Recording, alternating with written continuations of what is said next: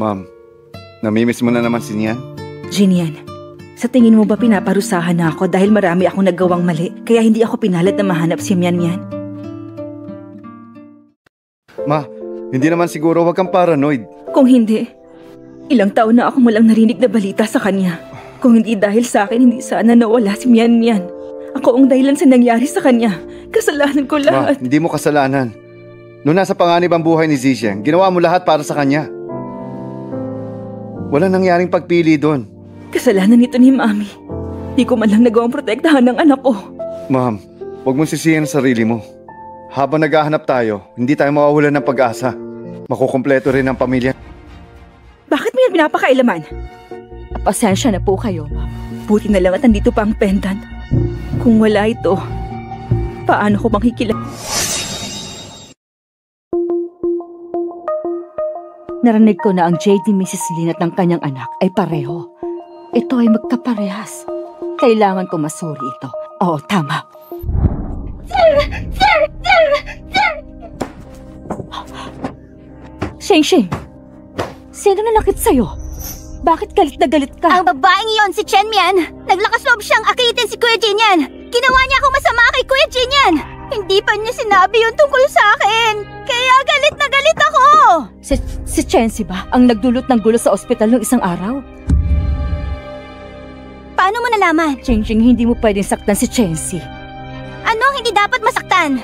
Anak lang siya ng isang taong mahirap. Ano bang problema mo kahit ikaw pinapaboran mo siya? Hindi pwede. Hindi ko hahayaang makawala siya dito. Kumuha ang babaeng yon ng pera kay Kuya Jinyan. Siguradong pupunta siya ng ospital para gamitin ang pera. Hello, makinig kang mabuti. Bawal sa lahat ng ospital ng Fang Group ang isang pasyente na nagngangalang Chen Jiangping. Kung hindi, ikaw mananagot. Shing, hindi kaya't sumusobra ka na? Sobra? Sobra na ba to? Wala pa nga ang mga ito sa mga naiisip kong gawin.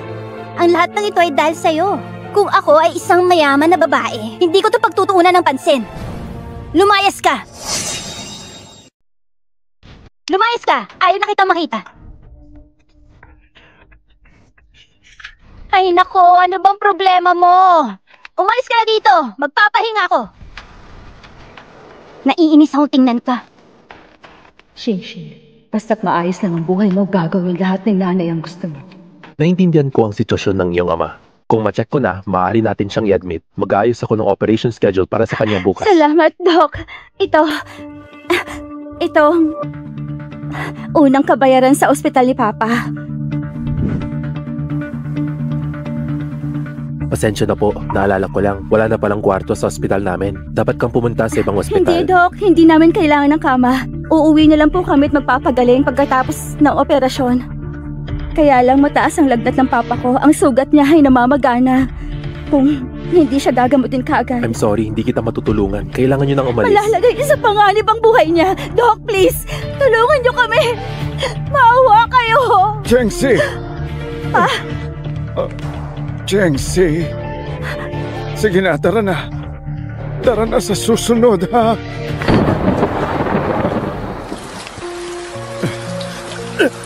Papa, kayanin niyo lang. Pa! Pa! Ayos na ba kayo? Kakayanin natin to.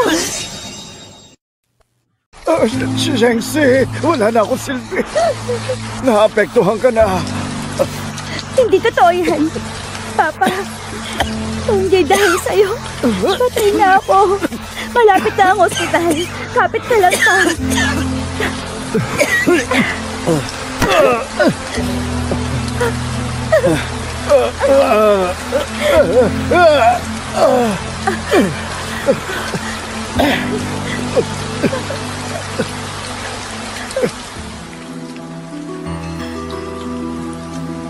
Miss, mabuti ba umalis ka na? Hindi namin maililigtas ang ama mo. Dok, parang ahawa niyo na.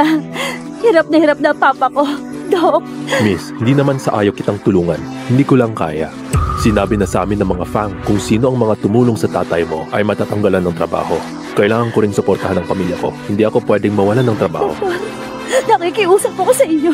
Maawa kayo sa amin ng papa ko, Dok. Parang awa niyo na. Ito ay isang anti-inflammatory medicine. Sa inyo na ito at ipainom niyo sa kanya. Umalis na kayo. Gagaling ba siya? Tinignan namin ang aming makakaya.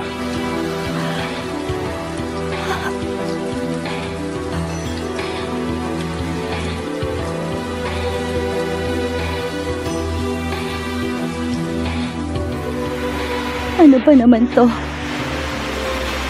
Bakit hindi nila tayo pinapatahimik?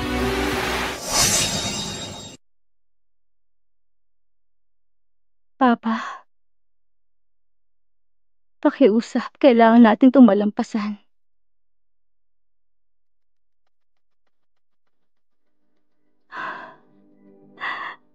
Pa, gising ka na. Mabuti naman. Umaba ng landat mo. Ayos ka na. Pasensya ka na. Kasalanan ko to. Patawarin mo ako, anak. Okay lang. Kayo ang pinakamabuting ama sa buong mundo.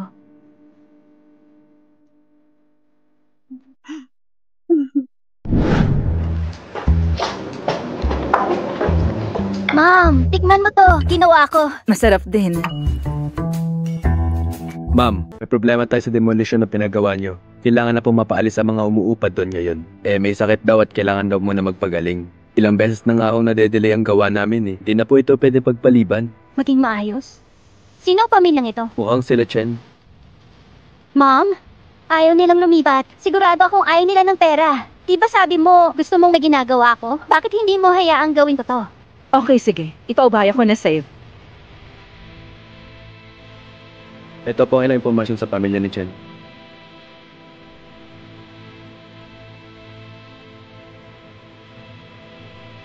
Ah, sila nga.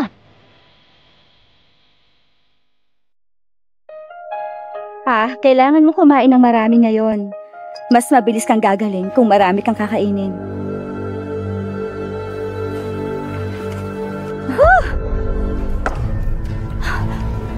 Bakit ang baho ng amoy dito? Ito palang tambakan ng basura. Anong ginagawa mo dito? Shengzi, nandito ako para sabihing umalis ka. Sinong nagsabing manatili ka dito? Alam kong ikaw ang may utos na huwag gamutin ng papa ko sa ospital. Kailangan niya magpagaling. Ano pa bang gusto niyong gawin namin? Shengzi, ito ang lupain ng pamilya Fang. Naging mabait kami na pinatira ka rito. Magpasalamat ka na lang. Huwag kang maging walang hiya. Sandali. Hinihimay pa namin ang construction. Miss Pang, maaari mo ba kami bigyan ng ilang araw pa? Hindi kami aalis.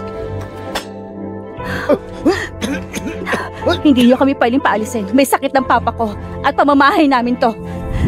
Wala kayong karapatang paalisin kami dito. Sino may sabi? Halina kayo rito. Tara na! Alisin niyo na ang basurang ito. Paalisin na sila! Wag! Parang awa niyo na! Huwag niyo saktan ang anak ko! Itigil niyo yan! Makikiusap ako, palayain niyo ang aking anak!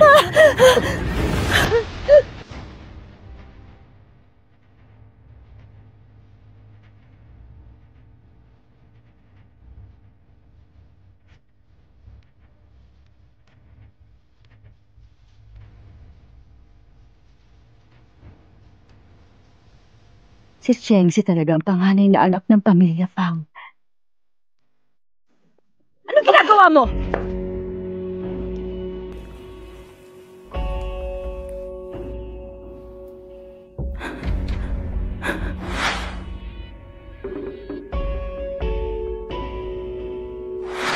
Mian. Ito ang jade pendant ni Mian. Saan mo nakuha? Sagutin mo ako! Nakuha ko na. Sumagot ka! Nasa ospital ako nung araw na yun. Ospital? Hayaan mo na anak ko! Nakikiusap ako, palayain mo na anak ko! Pakiusap! Siya ito. Si Chengzi ang Mian ko. May maghanda na sasakyan! Ihanda niyo ang sasakyan! Bakit? Gusto mo akong saktan? Halika, suntukin mo ako. Nalinis na ang lahat ng mga basura rito. Halina kayo rito. Ilabas niyo na ang matandang ito. Huwag niyo itama yung tatay ko! Huwag! Chengzi! Parang awa niyo na!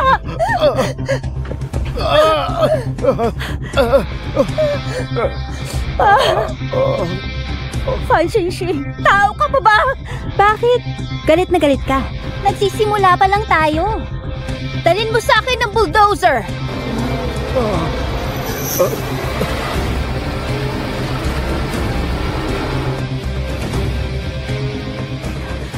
Hindi ko hahayaang sirain yung lugar na to. Gusto niyang mamatay.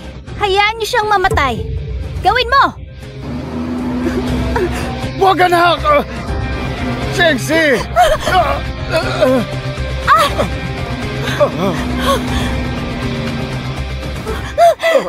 Chengxi! Chengxi!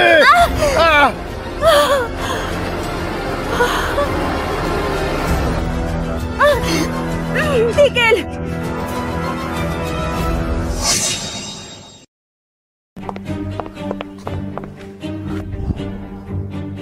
Mom! Anong ginagawa Kung mo hindi dito? ako dumating, baka mas malala pa ang nangyari. Kung ayaw nilang umalis, hindi natin sila mapipilit. Wala naman silang mga kwenta. Kung mamamatay sila, sige lang. Anong sayang? Ano pinagsasabi mo? Mom! Sinaktan mo ako para sa kanya! Ang Fang Hospital ay matatagpuan sa buong mundo. Kahit gano'ng kaliit ang issue, maisa sa publiko talaga to. Sa tingin mo, paano tayo tumagal sa medical field? Hindi ko naisip yun. Nakalabas ka lang ng bansa, nakalimutan mo na lahat ng itinuro ko sa'yo. Pag-isipan mo mabuti yan. Siya na ba ang yan ko? Sige na, bumangon ka na.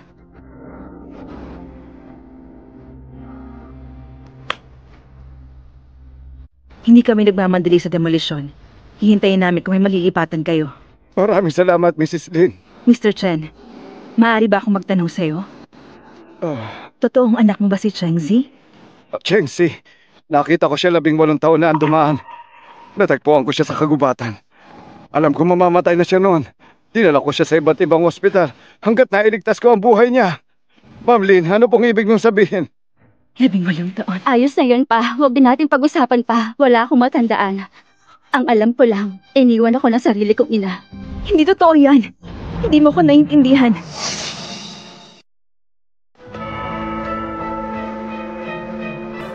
Ma'am Lin, ano pong ibig mong sabihin? Chengxi, ako ang totoo mong... Mrs. Lin,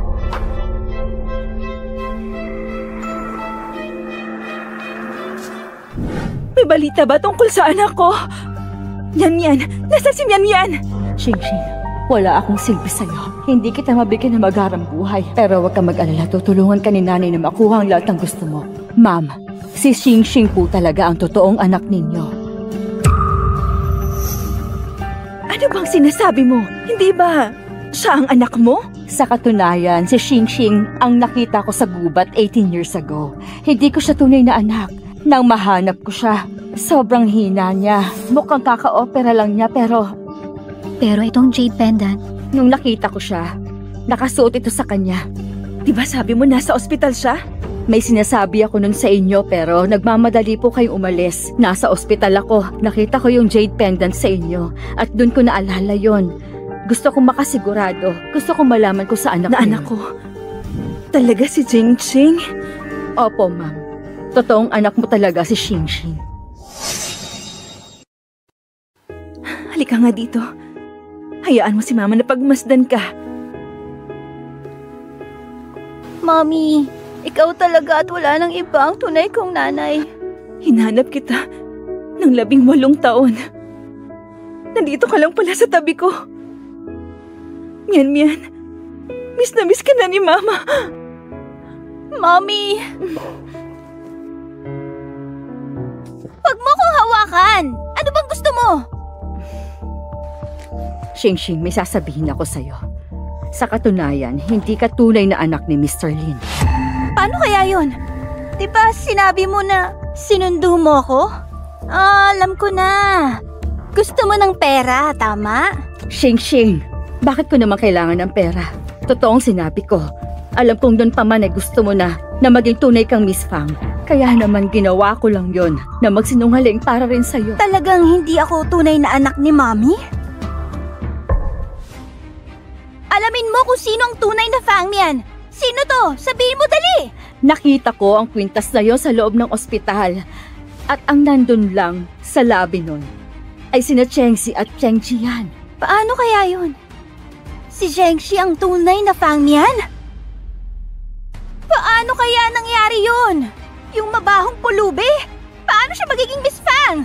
Mabuti na lang at nasabihan ko si Mr. Lee kaagad nang may balita kay Miss Fang. Kung hindi, nalaman na nilang totoo. Pero natatakot ako. Baka malaman pa rin ni Madam. Hindi ko hahayaang malaman ni Mommy. Ang Chengxi na yon ay si Fang Mian. Chengxi, magpahinga ka muna. Bukas na tayo maglilinis.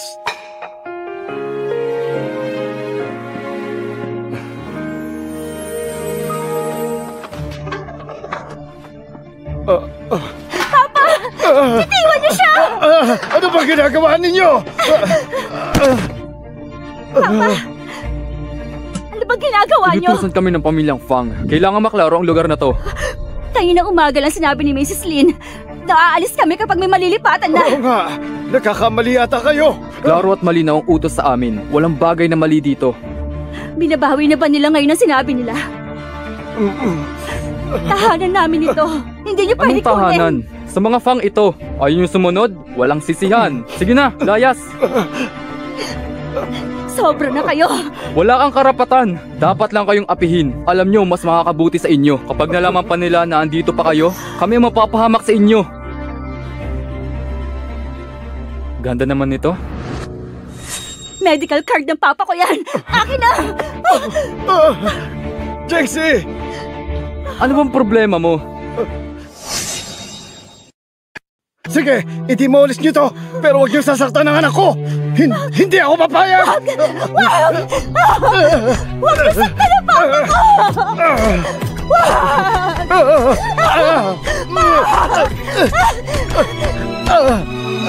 Dahan-dahan lang pa. Hindi nila kaya maglakad. Konting tiis pa, Papa. Dito na lang muna tayo umupo. Ayan, dahan-dahan. Pa, tingin ko hindi niya na kaya talaga. Dito na tayo magpalipas ng gabi. Bukas, hahanap ako ng lugar para sa atin. Wala akong silbi, anak. Hindi ko man lang naprotektahan ang bahay natin. Pasensya ka na. Ano ka ba naman, Pa? Kung nasan ka man, doon ang tahanan ko. Masaya ako at kontento. Ang bait mo talaga, anak.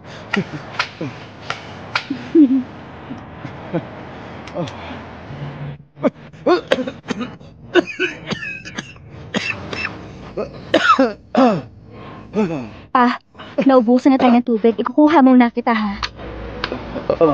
Hintayin mo ka dito. Nakita nyo? Nakita nyo ba siya?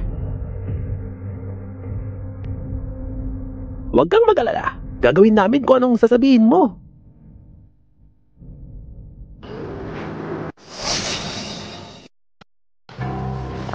Ay, Miss Maganda! Anong gusto nyo? Alam mo bang nandito ka sa teritoryo namin? Sino ang nagbigay sa inyo ng pahintulot na Pampublikong pumunta lugar dito? to. Bakit ako bawal dito? Alam mo ba mga patakaran dito? Kami ang mga boss sa lugar na to. Ay, pahimanhin po sa inyo. Hindi po alam ng anak ko ang ginagawa niya. Huwag na lang kayo makipagtalo sa kanya. Wala na kasi kaming bahay . Wala rin kaming mahanap na matutuluyan. Kaya dito sana muna kami matutulog. Alis din naman kami bukas. Eto. Ibili nyo na sigarilyo. Tagapin nyo na yan. Uy, ayos to ah. Sige, sa akin na yan. Pero, malamig ngayon. Baka naman pwedeng arbon na muna namin ang anak ko ngayong gabi. Umalis ka! Umalis ka sa harap ko! Huwag mo siyang hawakan! Huwag mo kami lalapitan!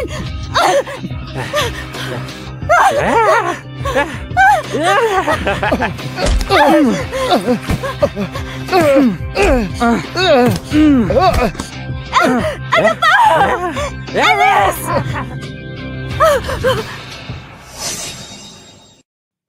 Lumayo ka sa akin! Walang hiya ka!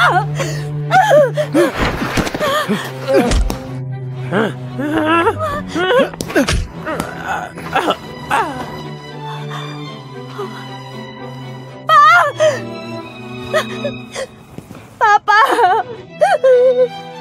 Dalhin na natin siya sa ospital. Bilisan natin. Lumayo ka sa akin! Gusto ko lang makatulong. Tulong? Binawi ng pamilya mo ang mundo namin. Giniba nila yon.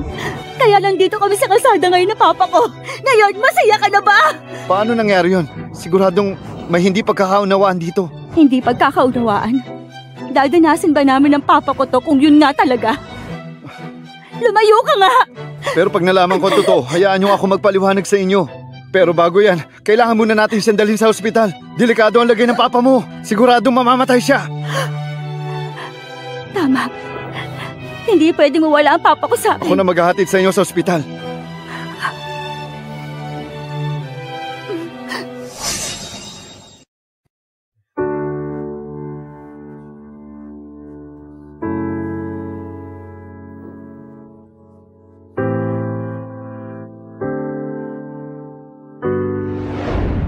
May slight head injury siya. Nawala ng malay ang pasyente.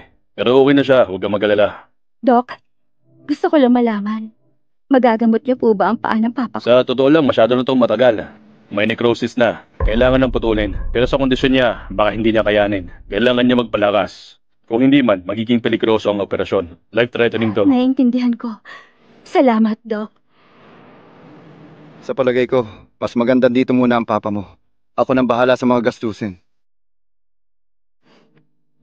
Mr. Fang, alam ko mabuti kang tao. Baka pwede niyo kaming pahiramin ng pera. Kailangan maoperahan ng papa ko. Huwag kang mag-alala, babayaran kita. Pipirma ako sa kasunduan. Hindi na kailangan. Ako nang bahala magbigay mamaya. Hindi. Kailangan ng kasunduan.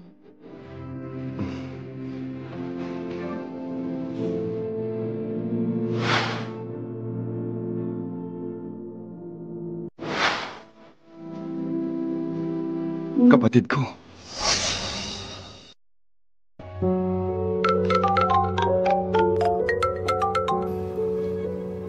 Hello, bakit? Ano yun? Nahanap ko si ate. Babalik ako agad.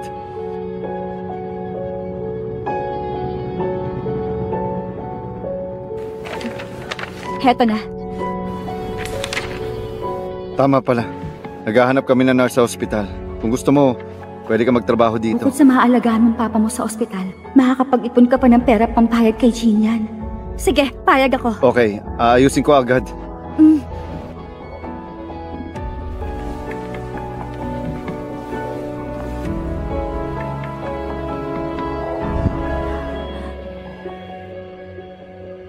Bakit ba sa tuwing nakikita ko siya, parang panatag ang kalooban ko? Ma'am, nasan yung kapatid ko? Kuya, ako si Mian Mian. Ako ang tunay mong kapatid. Sigurado ka ba? Pero di ba si Wang Ma... Aya, ang lugar at oras kung saan nangyari yon kahit ang kwintas ay pareho. Pinagpala tayo. Nahanap ko ang miyan-miyan ko. Salamat sa kwintas na ito at nahanap ko siya. Alam mong hinahanap ka na namin. Pero ni minsan hindi mo binanggit yun sa amin, ha? Sir, hindi ko rin po alam yon. Si Xingxing ay si Mian Mian. Kamakailan ko lang dinatagpuan ng kwintas. Ma'am, mas maganda siguro kung mag-paternity test tayo. Hindi na kailangan ng paternity test. Napatunayan na dahil sa kwenta si Ching Ching. Oo, kuya. Hindi ka ba naniniwala sa akin?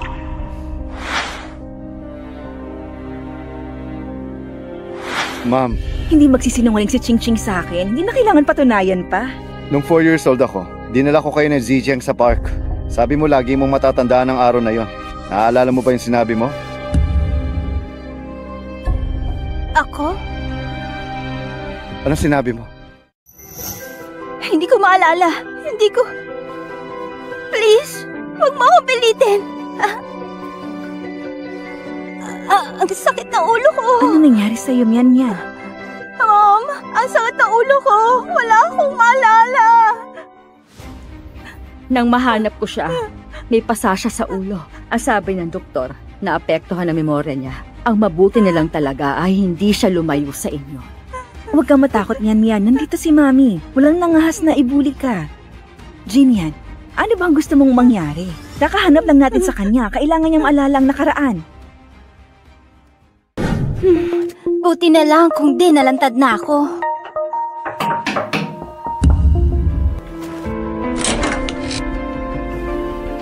Anong ginagawa mo dito? Pinademolish mo ang bahay nila Chengzi, di ba? Pinademolish mo ang bahay nila Chengzi, di ba? Siya ba yon? May sinasabi ba siya sa'yo? Kuya, kapatid mo ko. Paano mo siya mapagtitiwalaan at hindi ako? Walang pakialam si ma'am sa mga bagay na ganito. Kung hindi ikaw, sino pa ba? Alam kong ikaw ang nag-utos para ipademolish ang bahay nila Chengxi. Kung hindi dahil sa'yo, hindi nila mararanasan yon. Pina-assign ko na siya sa hospital natin. Sisimula ka na mag-internship bukas. Subukan mong pahirapan siya. Pero... Matuto ka nga makinig sa akin. Chengxi, paano mo napilit ang kapatid ko? Gusto mo yatang mamatay. Dalhin mo to para ipa-DNA test. Mr. Fang, pinaghihinalaan mo po ba si Miss Fang? Hintayin natin ang resulta. Doon ko malalaman. Tandaan mo, walang makakaalam nito kahit sino. Opo.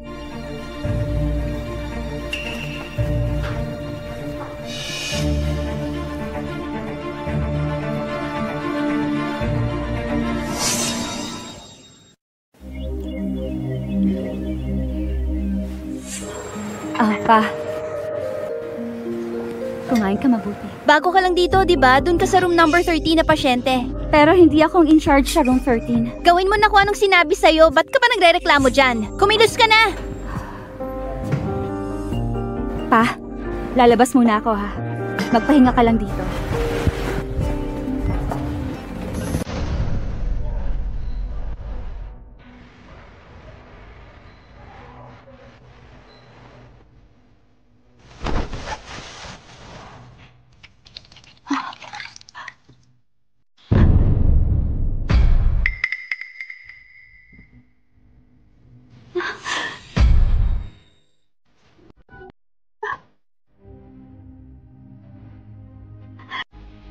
Palabasin mo ako dito! Sinusunod ko ang mga patakaran ng ospital, syempre. Chengxi, matapang ka talaga. Ang lakas ng loob mong pumasok sa silid ng isang pasyenteng nakakahawa. Hindi ko yung ginawa. Gusto mo bang mabuhay ng mahaba? Hindi ako gustong pumasok. Ikaw? Sinadya mo akong papasukin dito. Talaga? Paano mo nalaman? Meron ka bang pruweba? Pumasok siya sa kwartong ito. Nakipag-ugnayan siya sa pasyente. Nahawa siguro siya. Sige at dalhin niyo na siya.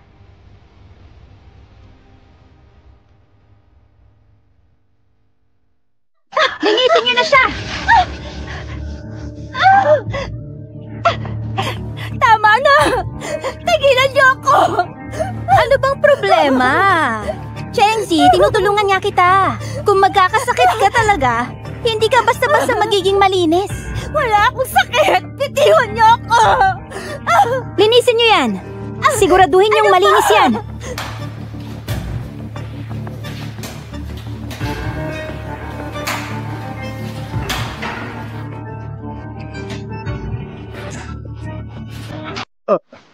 Chengxi! Chengxi! Chengxi! Umalis ka! Chengxi! Chengxi! Bakit mo binubuli ang anak ko? Anong binubuli? Alam mo ba, nakapasok siya sa infected ward. Dinidisinfect lang namin siya. Payo ko sa'yo, mas mabuting umalis ka na at huwag mong hayaang mahawa ka niya. Chengxi, ayos ka lang ba? Okay lang ako pa. May pantal.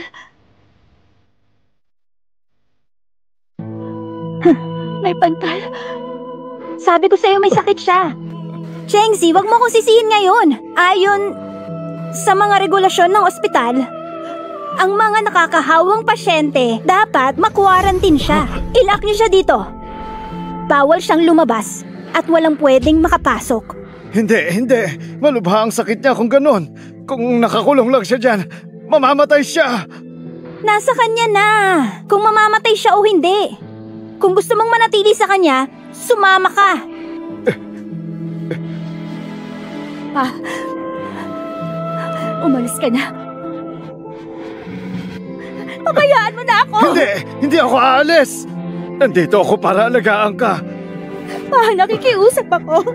Ayos lang ako. Bata pa ako. Kayo magpagaling yung kondisyon ninyo. Kapag mahawaan kita, mamamatay ka! Kung paalisin mo ko, tatalon ako dyan, tandaan mo! Papa! Ikaw lang ang anak ko. At kung may mangyari sa'yo masama, ayoko na rin mabuhay! Anong palabas to? Parang isang love story ng mag-ama. Dahil gusto mong mamatay, ibibigay ko ang hiling mo.